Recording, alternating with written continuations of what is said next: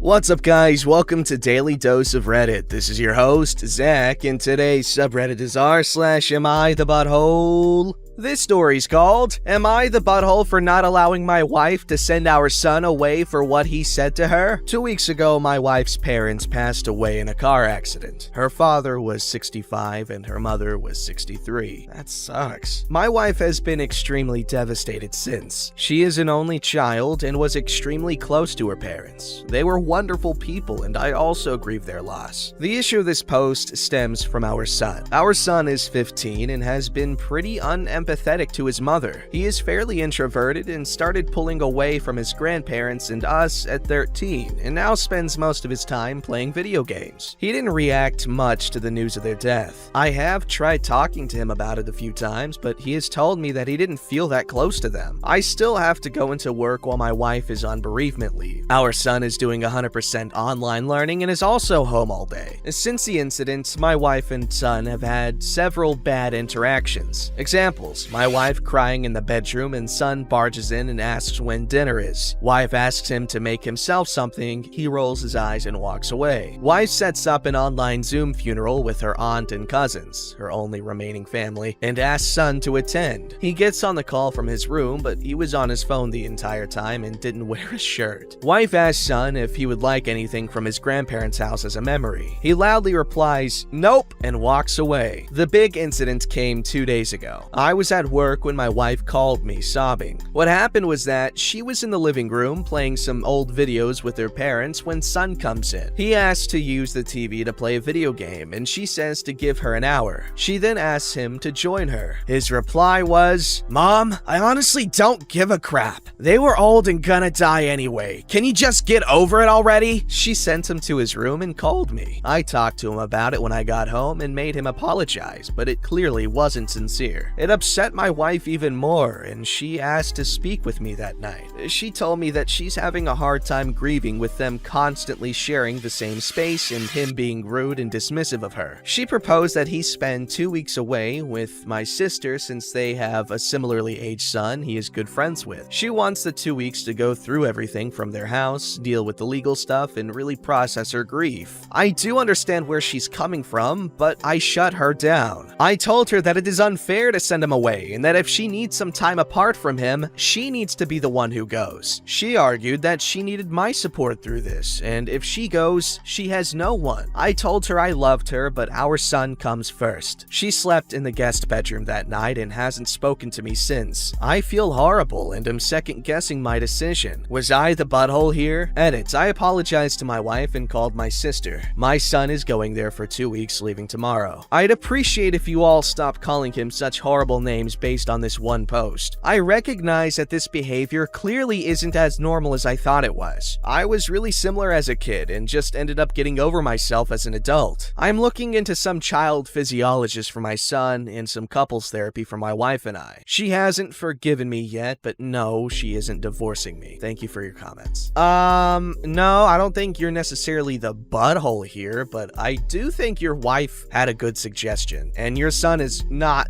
Your son's being a jerk, bro. I'm sorry, but he's being a jerk. That's completely callous, and he's just a kid. I know he's just a kid. He will hopefully grow up and learn that, this behavior is not okay, and, we should understand that. But damn, dude, your wife lost both her parents. Think of what this is doing to her mentally. If her son doesn't care that her grandparents died, and with how her son is treating her grief, she probably thinks her son does not give a crap about her, which is not a cool thing to have experience as a mother, but I'm assuming. Definitely doesn't feel good. So I'm glad that you're sending him away and you're trying to work through this. It's not an easy position to be in, man. I understand. Good job on being good about it. This story's called, Am I the Butthole for Not Telling My Sperm Donation Recipients I Had Growth Hormone Treatment as a Kid? My parents are both tiny. My mom is like 4'10" and dad is like 5'4", and I was in something like the first percentile for height as a kid. kid. Damn. So my parents decided to give me growth hormone treatment. I ended up being average male height as an adult, 5'10". I donated sperm to an acquaintance a few years ago. I am not at all involved in her or her son's life besides receiving health updates every few months. In the last update, she and her spouse reported that her son is very small for his age, 3rd percentile for height at 5 years old, and that their pediatrician said that if he does not see a growth spurt within a couple of years, growth hormone treatment should be something to consider. Their parents are surprised by this because the mom is well above average height for a woman. I would estimate she's around 5'8". I wrote them back saying there is nothing to be concerned about because I had growth hormone treatment as a kid, so their child's height is in line with my genetics. I told them it worked well for me, so it definitely is something I endorse if they are worried about their child being undersized. The parents are both furious at me for not disclosing this beforehand. Said they would not have asked me to donate if they had known this ahead of time. I was never asked this in the fertility clinic's lengthy screening process, and it was honestly something I never even thought to bring up. The parents are insisting I pay for the rather expensive hormone treatment if they decide to go that route. I will refuse if they ask. Am I the butthole for not disclosing, and would I be the butthole for refusing to pay? You know what? Initially I was like, yeah, dude, you definitely should have told him you're a jerk. But, you know, when you put it like, I didn't even think it was relevant, and they didn't ask you at the clinic, and there's obviously a lot of, I don't know, vetting to be a sperm donor, I'm assuming. But no one ever asked, and it's not that big of a deal. However, you are going to be a sperm donor, so maybe you should tell them that your height isn't your genetically predetermined height, I guess. I don't know. I don't think you did anything wrong. They're being crazy. Alright, this story's called, Am I the Butthole for Not Letting My In-Laws Have My 9-month-old for a Weekend? Okay, so my husband, 28 male, and I, 25 female, had our first baby, 9-month male, in February. We live with his parents, but we are moving out in a couple of months. Ever since we brought the baby home, they have been rude and disrespectful to us as parents. They always treat us like we neglect our baby and that everything we do is wrong. They are also hypocrites. Well, lately, when my husband and I have a weekend to ourselves, we opt for my parents to have the baby for the weekend. They only see him 2 to 3 times a month. Well, last time we took him to my parents for the weekend, my in-laws got huffy and said, well, why can't we ever have him for a weekend? I was confused because they literally see him every day. I told my husband that they see him every day, and when they give me a reason to trust them alone with my baby, they have thrown away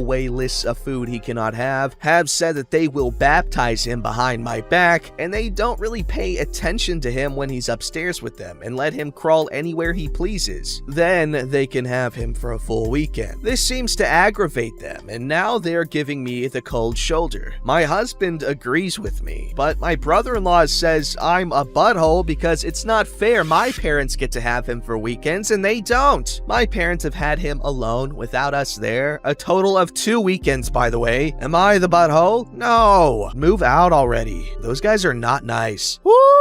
That's really annoying that they're trying to control your baby. It's your baby, man. God. They're being little baby men. Little baby men. This story's called, Would I Be the Butthole If I Asked to Stay with My Foster Moms Instead of Bio Mom? Hello, I lurk Reddit, but I don't really post. I am 17 female. When I was 15, my mom lost custody of me. I was pretty upset and kind of out of it, if that makes sense. I don't remember everything, but I know there was an issue placing me because I'm trans. At first, I didn't have visitation and blamed my foster moms, and we could only sometimes text or call each other, and sometimes my caseworker, who was supposed to do supervised visits, didn't show up. Before lockdown last spring, she said she had a new job and I could go back to being with her. I was excited because I missed her, but I also felt like flippy stomach. I got put on hold with Brovid because she lost her job and I felt guilty for being relieved. Recently, we talk more now, my foster moms take me to the park so we can visit outside. She told me that she got a job and moved into my uncle's house and he said I could come too. She was was happy, but I don't want to move in with my uncle. He uses my dead name and insults me, slurs and jokes.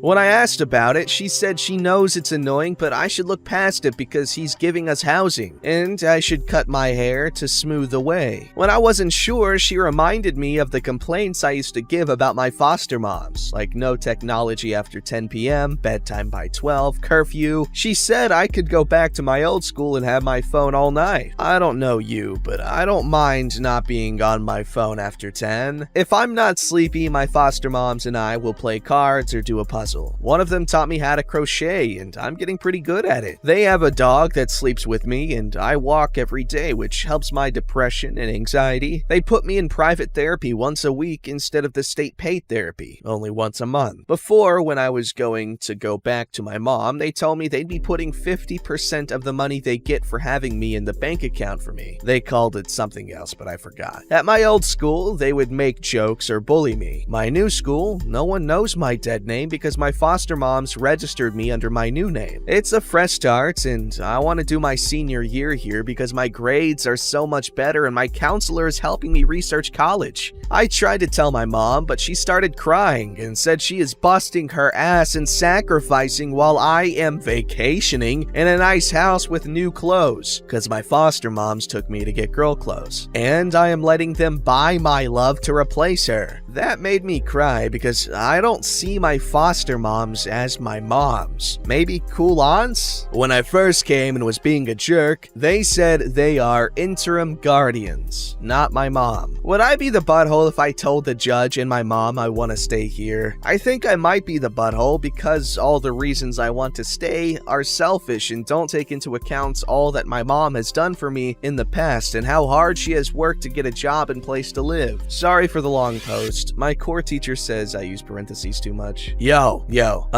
it seems like in your new environment, you are accepted and you're happy. And it seems like they're trying to make sure you are raised and you grow up to be very responsible. Stay in the environment you feel like you're thriving in, which it seems to be with your foster moms. And it's just make sure your mom knows that you're not abandoning her. She's still in your life, and you love her and all that crap. But you know, what's better is better, and she needs to understand, and hopefully she will over time. At least you're 17, so it's not that long.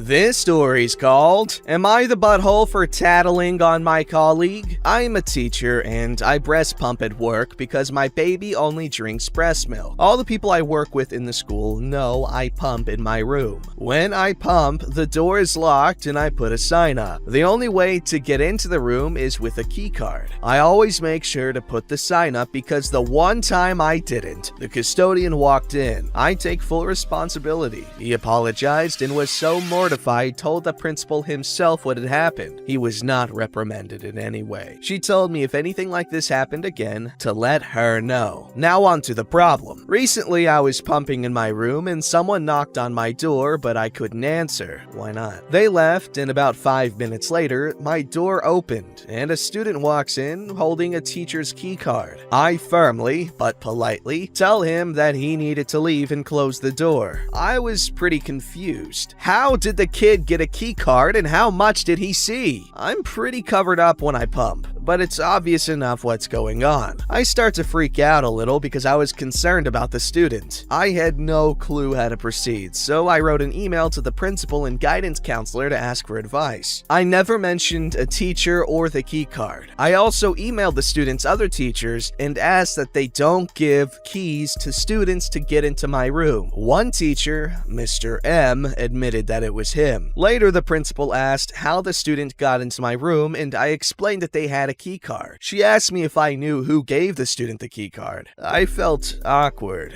My goal wasn't to get anyone into trouble, but she asked me directly, so I told her I knew and gave her Mr. M's name. I can assume she talked to him because of what occurred later. Mr. M came to my classroom and apologized on behalf of the student, but not for his own personal role. I told him it was fine. He told me my sign should be more obvious, like "Do not enter" instead of "Pump pumping. Please come back later. He said that students don't know what pumping means. I replied that it doesn't matter because my door is locked and the only people with keys know what pumping means. He tells me it was unprofessional of me to tell the principal on him, that a good colleague would have emailed him first and talked with him before involving administration. I tried to explain to him that I never meant to cause him any problems, but I thought it was an issue that needed attention from administration. He continued that he disagreed and that a more experienced colleague would have gone to him first instead of tattling like one of our students. I'm a third-year teacher while he has been teaching for 30 years. I can understand why someone would be upset for being tattled onto their boss, but that was never my intention and happened as an unfortunate result. Am I a butthole because I didn't talk to him first and tattle to the principal? No. Just explain that to him, and if he doesn't get it, then, well, he's immature. It's simple as that. It's like, something unfortunate happened to you, and it was as a direct result of his actions. So if he doesn't like that, if he doesn't like that you had to talk to the principal, and if he doesn't understand the circumstances at which you told on him, or through which, or in which, I don't know which one. But yeah, OP, you good, Ski. Don't forget to like, subscribe, and hit that bell to never miss an episode.